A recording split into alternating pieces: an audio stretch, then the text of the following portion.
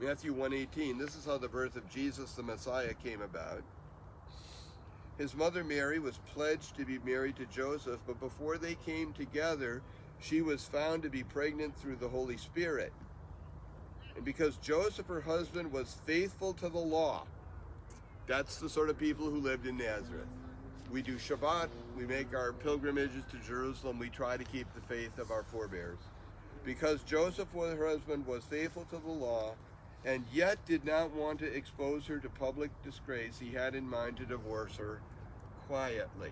That language is language we need to understand. Joseph had three options. The one he immediately wrote off, apparently, was I'll marry the girl. I mean, there's no mention of that even within the frame of an option. There's no conversation about that. He could divorce her publicly, and if he did that, he was disavowing his relationship to the child. He would get his mohar, remember the bride price that was said I could take care of this girl. Dowry would go back to Mary's family, and we would just do this. That's to, I'm sorry. Let me make, he is, we're going our separate ways, but it's a public denunciation of her. He gets the money back. He gets to separate himself from the situation, and public denunciation of Mary. The divorcing quietly, to divorce quietly is a whole different frame. And that is to say, okay, we're going to undo the marriage contract, the ketubah. I'll own the fact that the child is mine. That's what he's going to acknowledge here. He's going to surrender the bride price, the mohar that he paid. Dowry's going to go back. So he loses reputation and financially. He loses both. He loses both. But out of love for Mary, he's saying, I want to soften this blow. I want to absorb some of the pushback that otherwise she's going to face alone.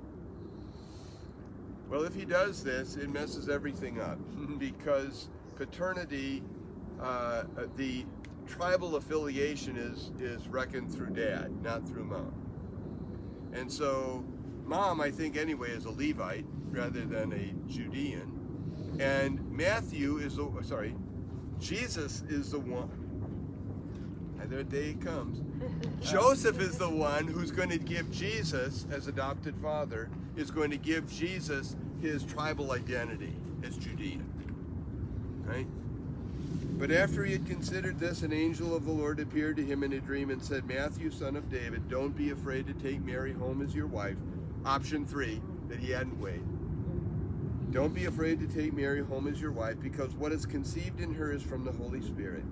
She will give birth to a son, and you are to give him the name Jesus, because he will save his people from their sins. And now we have a solution. Not the one Mary thought of, first of all, not the one Joseph thought of, first of all, but the one that the Lord said is the right one. You move ahead with the marriage contract. And I don't know how the parents did with this. I would imagine that there was more than a little, hi guys, come on right there. How are you this afternoon?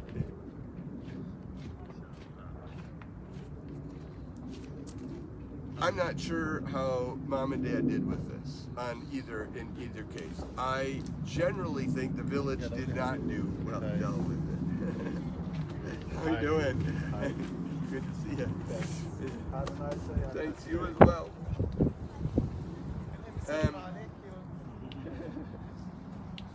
So every time I come to this ridge, I feel like I owe a debt of thanks to Mary and Joseph, because for their age and given their living circumstances in a village that never really accepted this birth, I think they had an extraordinary job ahead of them. And they protected Jesus, they raised him, they brought him to know the Lord, his father.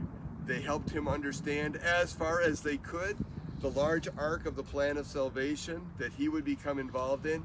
He went to the synagogue and talked to the rabbi. He went to Jerusalem, right, and talked to the teachers.